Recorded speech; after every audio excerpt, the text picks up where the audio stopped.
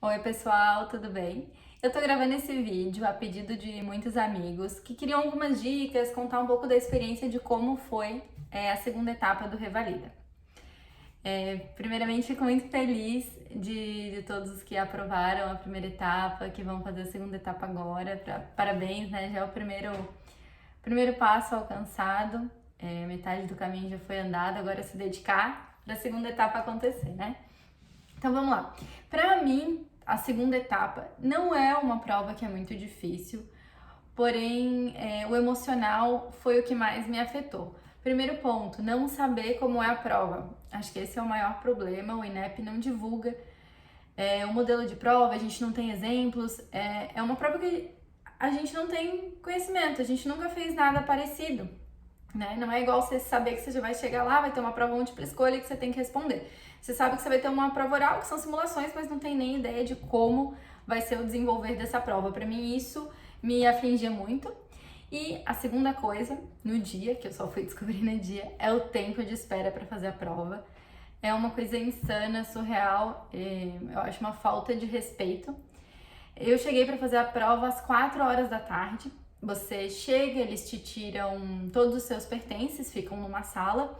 Você fica somente com o seu jaleco, né, branco, e sua garrafinha de água sem rótulo, sua comida.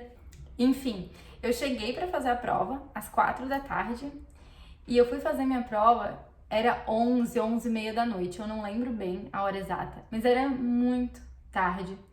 E você tá sem celular, você tá sem nada.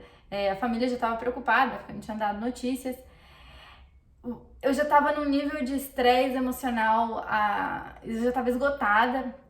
Eu só queria fazer a prova, não queria nem saber se eu ia passar, se eu não ia passar. Eu só falava, eu só quero fazer essa prova, eu quero ir pra casa. Porque você já tá sob tensão, você já tá com um nível de estresse muito grande, né, pela pressão de realmente fazer esse exame e ainda te deixar esperando todo esse tempo trancado numa sala com, né, outros médicos que também vão fazer essa prova, todo mundo ali cansado, estressado. Acho que isso foi uma das piores partes. Então, gente, já vão preparado. Espero que no ano de vocês seja diferente, mas já mentaliza esse tempo de espera. Leva coisa para comer, para vocês não passarem fome. Água eles até deram pra gente, mas eu levei também pela dúvida, então levem água, levem comida. Tem que ser tudo sem rótulo, porque senão você não vai conseguir entrar. Pelo menos eu fiz em Curitiba foi assim. Então botem bolsinha transparente, plástica. E tenta pensar em atividades para fazer, meditar, algo que consiga te manter relaxado até a hora da prova. Por aí, quem é do começo do alfabeto, às vezes vai passar primeiro e a espera vai ser pós-prova, né? O caso do meu marido, o André, fez o Revalida comigo também. Ele foi um dos primeiros, o primeiro ou o segundo grupo a passar para fazer a prova, então o caso dele foi o oposto. Ele fez a prova e aí ficou esperando até o horário de ir embora em outra sala, tá? Enfim, eu comentei isso porque eu acho que a pessoa tem que estar preparada emocionalmente para isso não afetar a hora da prova, né? Saber desse tempo de espera. Como eu falei, espero que não seja assim no Revalida de vocês. O outro quesito que eu falei, que é a falta de conhecimento de como é a prova em si, isso eu vou tentar ajudar contando como foi a minha experiência. Não sei se vai ser igual ou não esse ano o Revalida, né? Em 2017, a segunda etapa do Revalida foram 2 dias de prova. Então, 5 casos clínicos em cada dia, sendo um caso clínico de cada tema, né? Um de clínica, um de pediatria, um de gineco-obstetrícia, um de cirurgia e o outro de preventiva. Então, no primeiro dia e no segundo dia, esses cinco temas. Como que é? Quando chega a sua vez, eles vão te levar para o local onde está acontecendo a prova, te colocam na frente de uma porta e vai tocar um alarme. A hora que toca esse alarme, você abre a porta e entra. Ali começa seu exame. Você para de frente para uma câmera e tem que se apresentar, né? Fala seu nome e aí você vai fazer sua prova. Nessa sala vai ter um ator, 2 câmeras filmando e o avaliador. Eles não conversam com você, só o ator, o que tá permitido ele falar, e os câmeras e E o avaliador, você não precisa nem direcionar a palavra a eles. Você vai falar e eles não te respondem, tá? Eles não podem responder. Você chega na sala e tem uma folha em cima da mesa com as instruções do que você deve fazer. Gente, leiam essa folha, tá? Parece besteira, óbvio que eu vou ler, mas assim, entra, lê essa folha e faz exatamente o que tá ali, tá? Esse foi um dos erros que eu cometi na minha primeira estação. Segundo erro, tem um relógio. Olha pro relógio e não esquece a hora que tá nele, porque você tem 10 minutos para sair daquela estação. E tu fala, 10 minutos dá tempo. Naquele nível de estresse, quando você vê, o tempo passou e você não fez nada. Então, duas coisas. Entrou nessa sala de exame, olha o relógio. Uma técnica que eu usei a partir da segunda estação eu não fixava no horário que eu tinha entrado, eu fixava o horário que ia dar para eu sair. Então, vamos supor, né? Eu entrei e tava marcando 3h10. Eu sabia que eu tinha que sair 3h20, então eu focava no 3h20. Quando o ponteiro estava chegando próximo no 3h20, que eu via que estava se aproximando, eu falava tudo que eu tinha para falar, que era para poder tentar ganhar ponto. Então, isso foi um método que eu usei a partir da segunda estação, que me ajudou muito, tá? Eu já vou contar como que foi a minha primeira estação.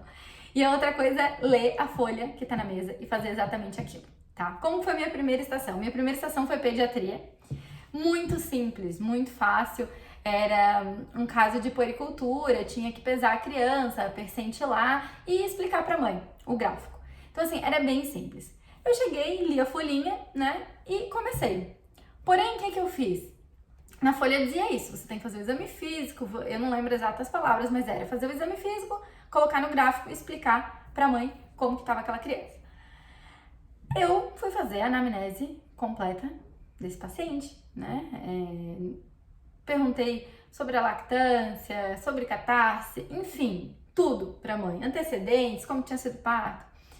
E aí, depois disso, fui pro exame físico, ou seja, segui o passo a passo de uma consulta habitual, né? O que a gente deveria fazer. Aí fui, fiz o exame físico. Quando eu terminei o exame físico, eu sentei pra colocar no gráfico. Quando eu sentei pra colocar no gráfico, tocou o alarme. Tocou o alarme e eu tive que sair da prova. Meio que já num desespero, porque eu sabia que era uma pergunta fácil, eu não sabia o que eu ia encontrar nas outras estações, eu sabia que aquela era muito fácil e que eu conseguiria fazer tudo. Só que o sinal, o alarme tocou e eu só tinha feito o exame físico, eu não tinha feito o gráfico que pedia na folha e eu não tinha explicado pra mãe o resultado desse gráfico.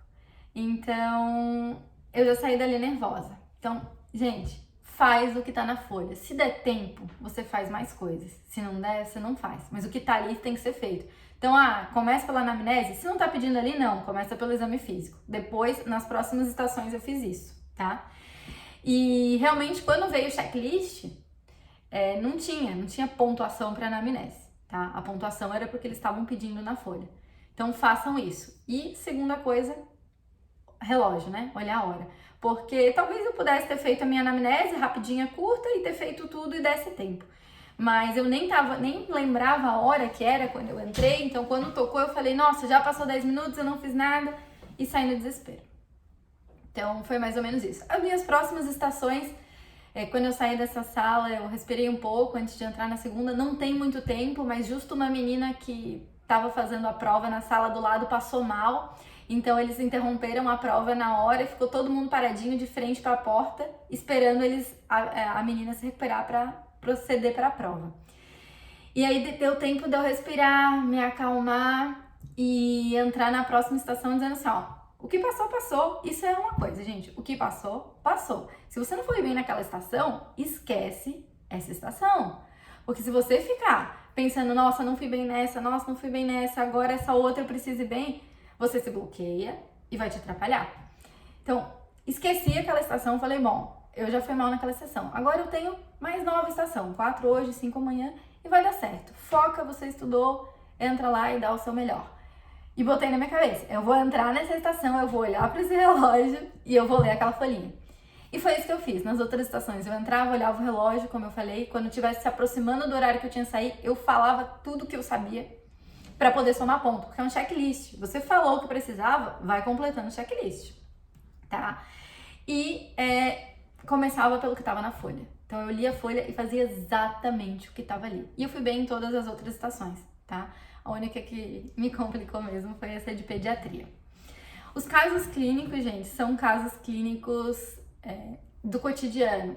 Pelo menos no meu Revalida e pelo que eu vi de pessoas, de relatos de anos anteriores, são casos clínicos comuns que realmente a gente vê na nossa prática médica do dia a dia, não tinha nenhum diagnóstico estranho, nada que seja muito infrequente. Essa primeira foi de puericultura, depois ginecologia foi anticonceptivo, cirurgia foi um pneumotórax, que mais? Preventiva foi, acho que era um LER. Eu não lembro bem agora todas as estações do assunto o que era.